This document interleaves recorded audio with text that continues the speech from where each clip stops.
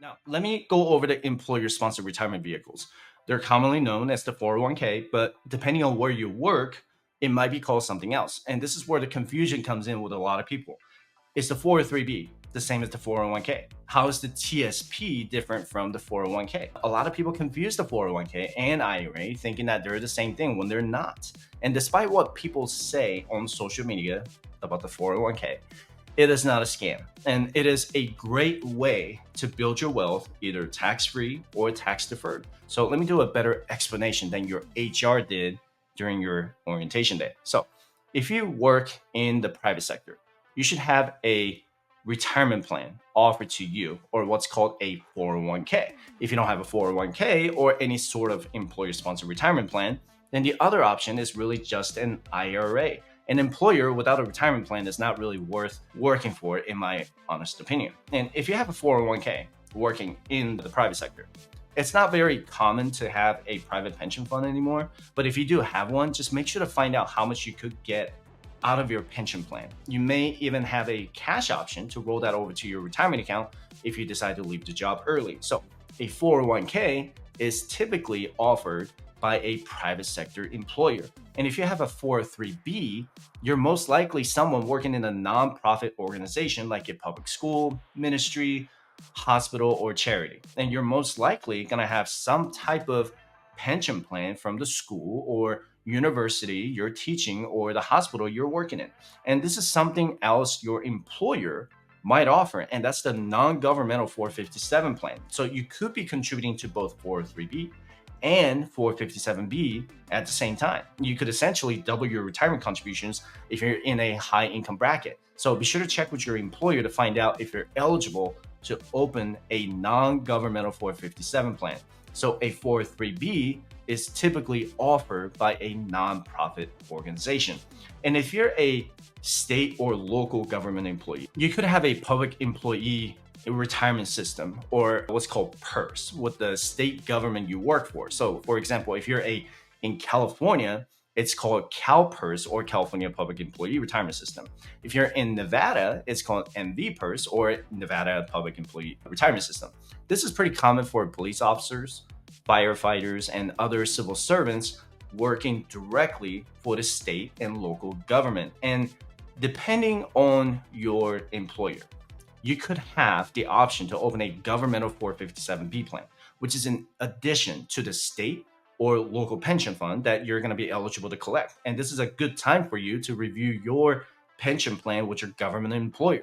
If you're a firefighter or police officer, you may have a really good pension program already in place. But having that 457 plan will allow you to have extra cash flow if you decide to retire early, because there's no age limit on when you can start taking distributions out of your 457b plan. So you could retire as a state police officer, and there's no 10% penalty for early distributions from a 457b plan.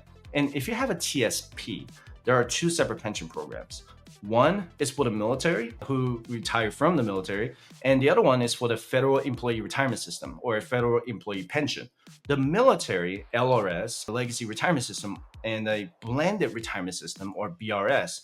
LRS is going to slowly phase out as more people who came in before 2017 retire from the military. The military members do not contribute to their pension, but they could start collecting it when they complete 20 years of active duty service. Guard and Reserve can start collecting at the age of 60 and buy back the age if they did any contingency orders. How do I know this?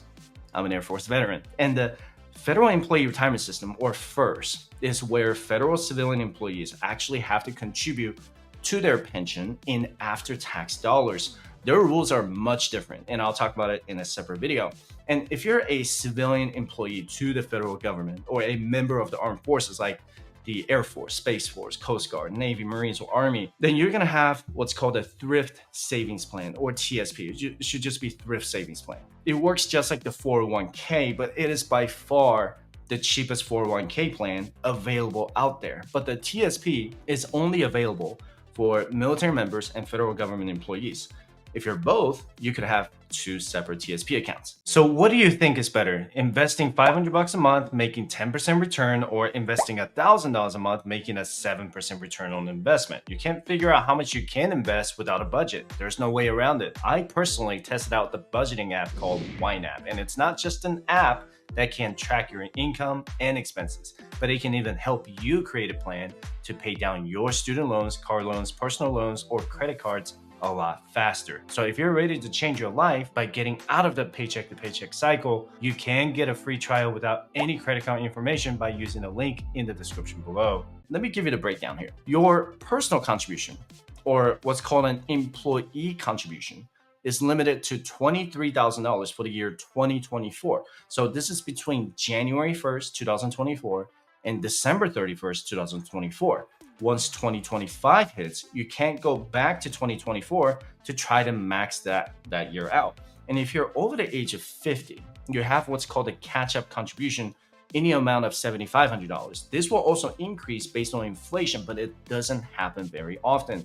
And under Secure Act 2.0, which got signed into law in 2022, starting in 2025, people between the ages of 60 and 63 can contribute an additional $10,000 to their 401k, 403b, 457, or TSP. So for your personal contribution, you can do either traditional or Roth. Some plans only offer traditional, but some plans offer both traditional and Roth.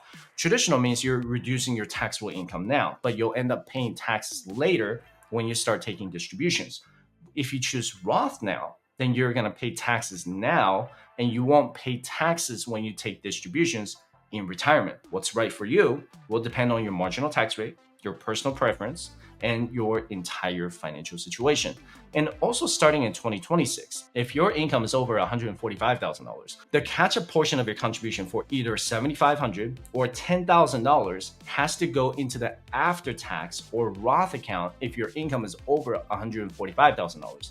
Congress basically raised taxes on the American people without publicly announcing it, right? But I'd be happy to do it in Roth, in my personal opinion, because I never know what our future tax rates will look like. So anyway, if your income is less than $145,000, then you have the option to do either the Roth or traditional for the catch-up contribution. This will also apply to people between the ages of 60 and 63 who wish to make the $10,000 catch-up contribution.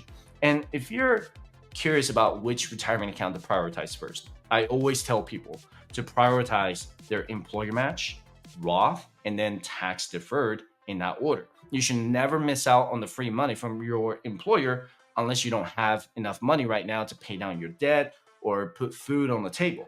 The next priority is to max out the Roth IRA, which is a completely separate retirement account. And then the next one is to max out either tax deferred or tax-free or Roth account in the 401k.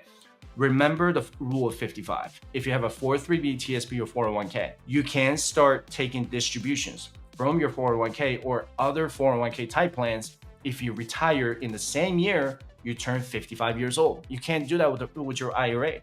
If you maximize your contributions now, your 401k can be a great weapon for your retirement journey. And if you're still not sure what you're doing, just consider joining my private client program. And you can schedule a 60-minute session with me by visiting firestation.com/consultation. And you can also download your 401k calculator by visiting firestation.com/resources. And that is completely free for you to use. All right?